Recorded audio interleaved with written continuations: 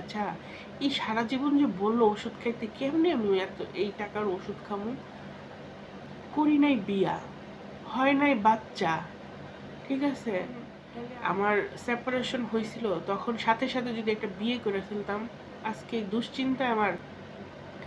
আসসালামু আলাইকুম ওয়া রাহমাতুল্লাহি ওয়া বারাকাতুহু। Welcome back to my channel. আমি ঝর্ণা কাতার থেকে বলছি। যে যেখান থেকে এই মুহূর্তে সংযুক্ত হয়েছেন, আশা করি সবাই ভালো আছেন। আলহামদুলিল্লাহ আমিও ভালো আছি। প্রতিদিনের মতো চলে আসলাম আজকে একটি নতুন ব্লগ নিয়ে। ইনশাল্লাহ আপনাদের কাছে ভালো লাগবে। আর আজকে ব্লগটা শুরু করলাম হচ্ছে রাতের, এখন বাজে প্রায় রাতের 12টা। তো আজকে হচ্ছে আমি প্রায় 9টার সময় হসপিটাল থেকে আসছি। তো আমি মাগরিবের পরে হসপিটালে গেছিলাম, কারণ আমার হচ্ছে প্রতি 2 মাস পর পর চেক আপের ডেট থাকে। এখানে 2 মাস পর পর আমি চেক আপ করাইতে পারবো। তো আমার ওষুধ শেষ হয়ে গেছিল, তো ভাবলাম যে ওষুধও নিয়ে আসি আর একটু ডাক্তার দেখায় আসি।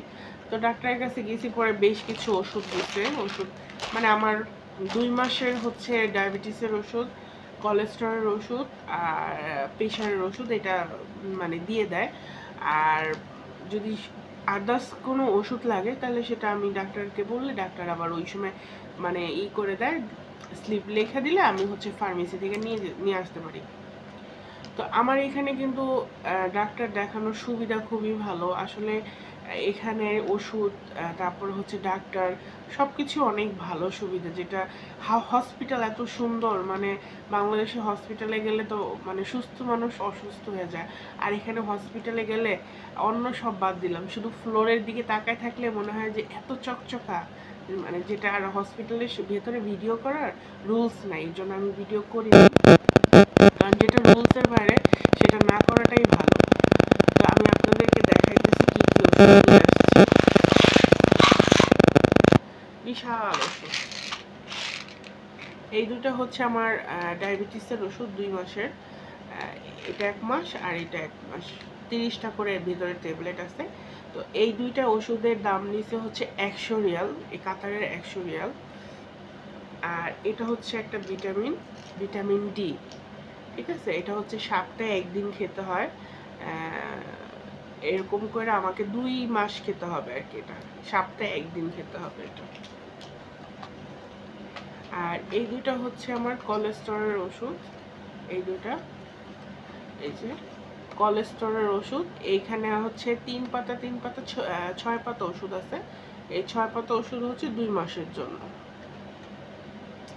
আর 2 মাসের জন্য আমার এখানে ব্যাপার আছে, এখানে হচ্ছে এক এক পাতায় হচ্ছে ওষুধ আছে 10টা করে, মানে 1 মাস 1 প্যাকেট, 1 মাস 1 প্যাকেট। আর এখানে আছে হচ্ছে আমার হাই প্রেশারের ওষুধ। এখানেও সেম দুই বক্স আছে, এই যে 2 বক্স, এটা হচ্ছে 2 মাসের জন্য। তো এখন এই যে ওষুধগুলি নিয়ে আসলাম, এই ওষুধগুলি টোটাল মানে বাংলাদেশের টাকা যদি আমি কনভার্ট করি তাহলে আমার প্রায় 7,000 টাকার ওষুধ এখানে 2 মাসের জন্য।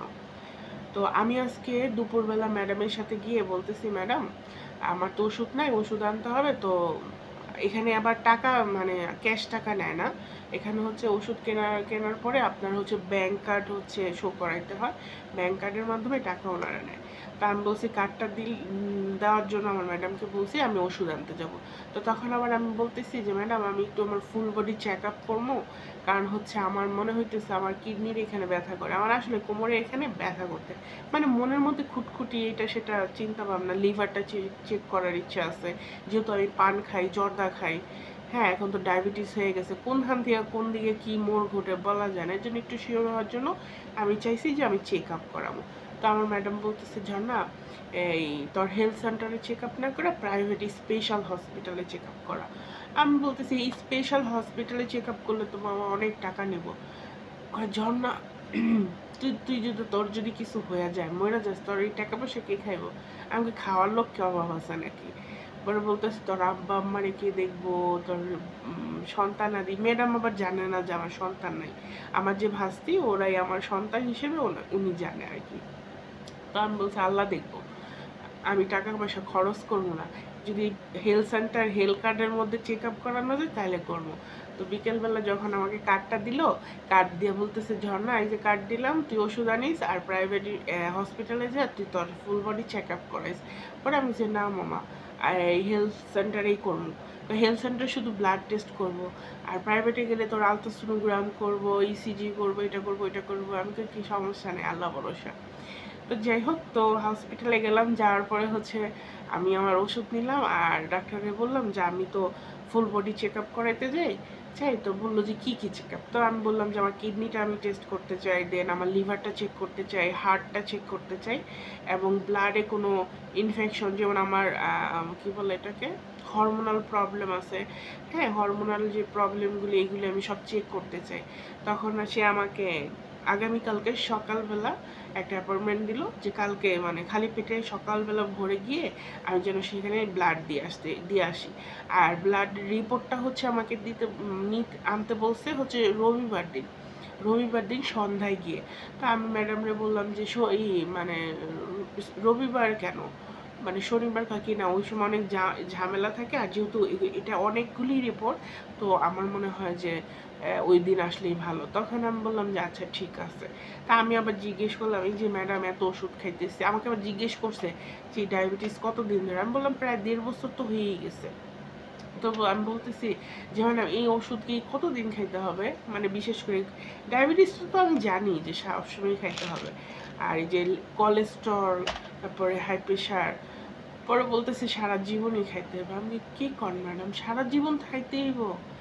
এখন না হয় এইখানে প্রবাসে আসি, টাকা পয়সা কামাই, ম্যাডামে আমার এইগুলি টাকা কিন্তু আমার নিজের টাকা না, ম্যাডাম হচ্ছে পে করে। ম্যাডাম হচ্ছে আমার মানে ডক্টরের যত আছে সব ম্যাডাম পে করে, আমার নিজের কোনো টাকা খরচ হয় না।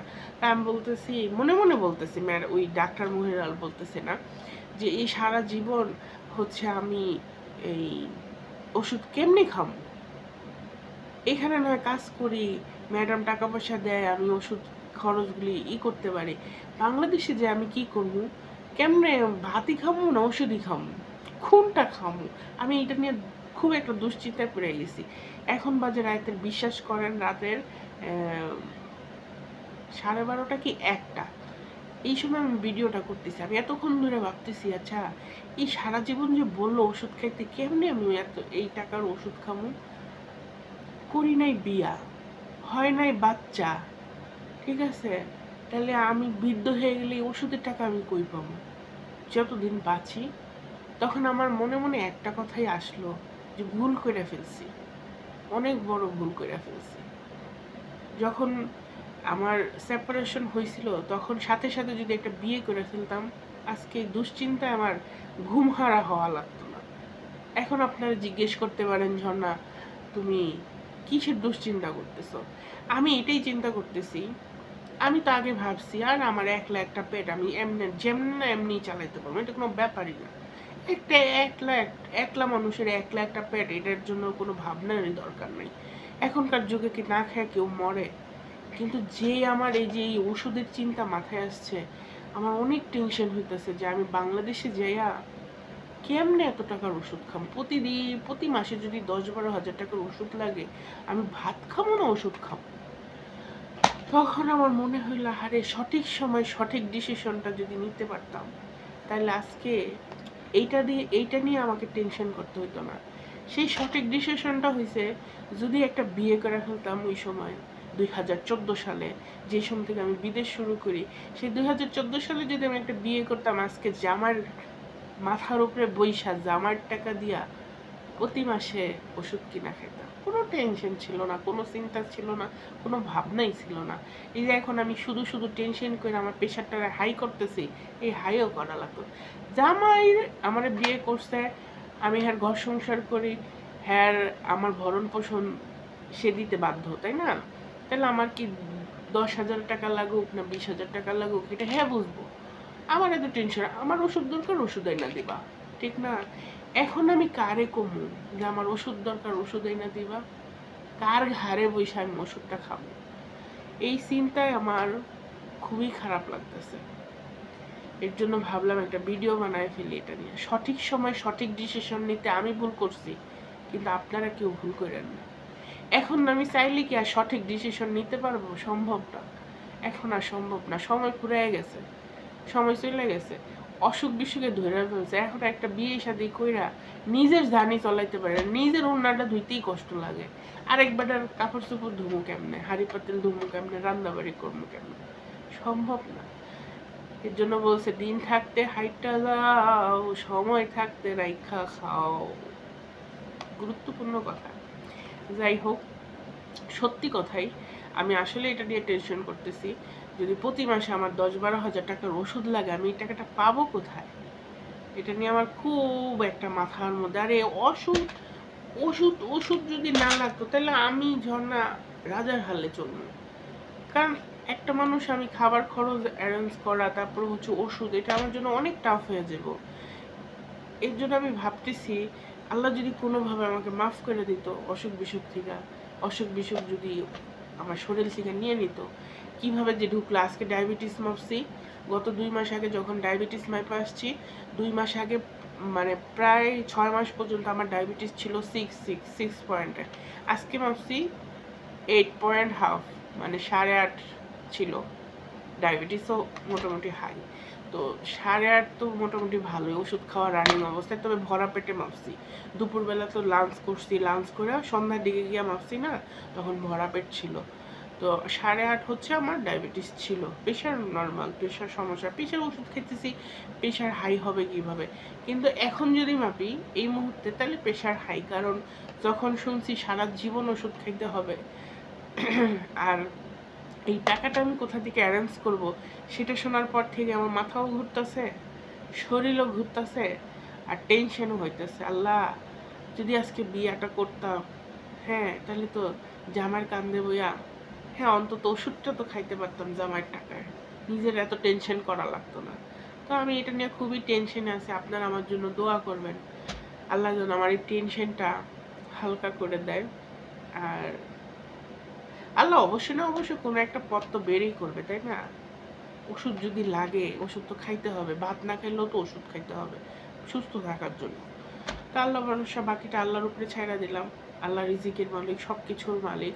আপনারা আমার জন্য দোয়া করবেন। আর ভিডিওতে যদি কোনো ভুল ত্রুটি হয়ে থাকে, ক্ষমা দৃষ্টি চোখে দেখবেন।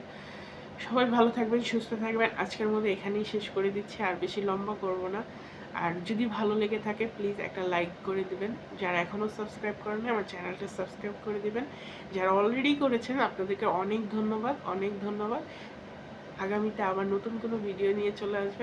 ততক্ষণ আপনারা সবাই ভালো থাকেন, সুস্থ থাকেন। আল্লাহ হাফেজ। আসসালামু আলাইকুম ওয়া রাহমাতুল্লাহি ওয়া বারাকাতুহু।